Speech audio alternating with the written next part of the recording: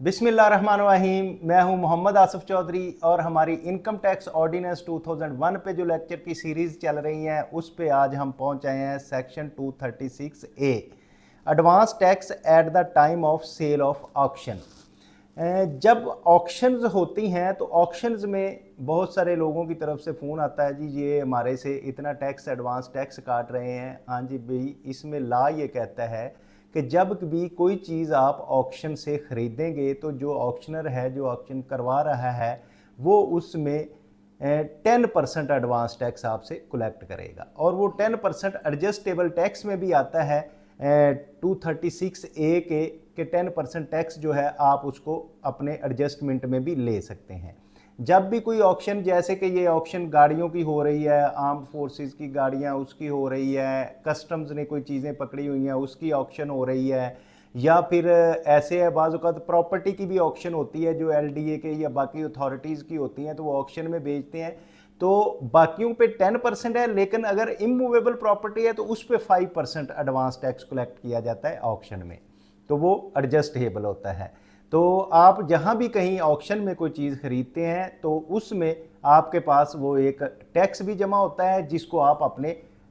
बाकी पेएबल जो टैक्स आपका रिटर्न का बन रहा होगा उस साल के रिटर्न के पेएबल टैक्स में आप उस टैक्स को एडजस्ट कर सकते हैं। तो ये कई लोगों को नहीं पता होता और वैसे ही वो उनका ज़ाया हो जाता है। तो आपने ये ज़हन में रखना है कि ये आपका टैक्स एडजस्टेबल है और उसमें एडजस्ट हो जाता है। तो इसके बारे में ला क्या कहता है,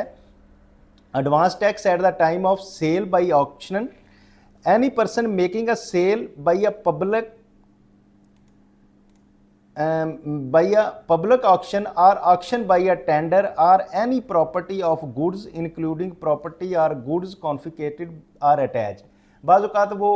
कस्टम्स अथॉरिटी या इनकम टैक्स अथॉरिटीज़ अटैच कर लेती हैं, चीज़ें कॉन्फिस्केट कर लेती हैं, उनकी भी ऑक्शन होती है, आइदर बिलोंगिंग टू और not belonging to government, local government और any authority, company, foreign association declare to the company under the clause 6 of clause B of subsection 2 of section 80 of the foreign contractor or consultant of the consortium or collector, customs, commissioner of inland revenue or any other authorities। यानी कि जो भी authority है वो उसमें जब auction कर रही है और ऑक्शन करते हुए शेल कलेक्ट एडवांस टैक्स, तो वो एडवांस टैक्स कलेक्ट करेगी computed on the basis of price of such property, जो उसकी प्राइस होगी उस प्रॉपर्टी की, स्पेसिफाइड इन डिवीजन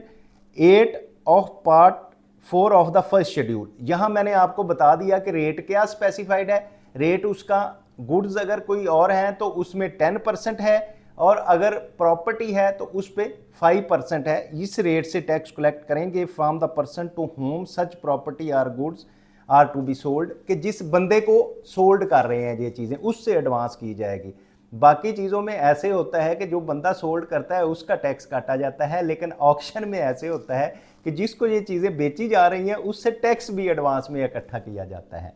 तो ये है ऑक्शन का, और वो टैक्स आपका एडजस्टेबल होता है। The credit for the tax collected under sub section 1 in the tax year shall subject to the provision of section 147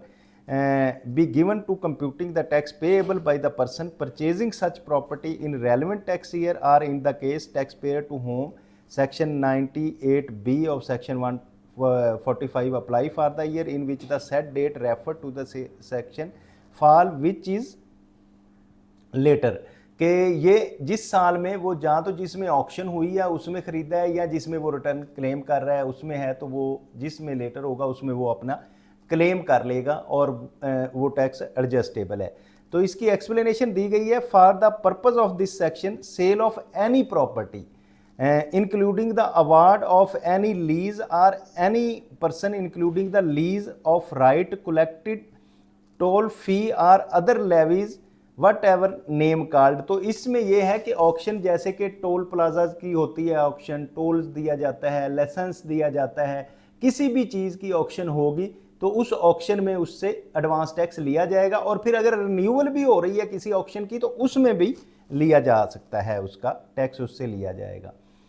इसी तरह सेक्शन है sub section 3, notwithstanding the provision of sub section 2 tax collected on the lease of the right to collect the toll shall be the final tax. अगर lease पे कोई tax collect किया जाता है तो वो फाइनल टैक्स है, वो एडजस्टेबल नहीं है। जो मैं पहले आपको एडजस्टेबल की बात करवा रहा था वो उसमें लीज में है तो वो नहीं होगा। इसकी एक्सप्लेनेशन है, for the removal of doubt it is clarified that the purpose of this section that the expression sale by auction और ऑक्शन बाई टेंडर, जहाँ एक्शन के जरिए सेल की गई है या टेंडर के जरिए सेल की गई है, including the renewal of licence previously sold by public auction और ऑक्शन बाई द टेंडर, कि अगर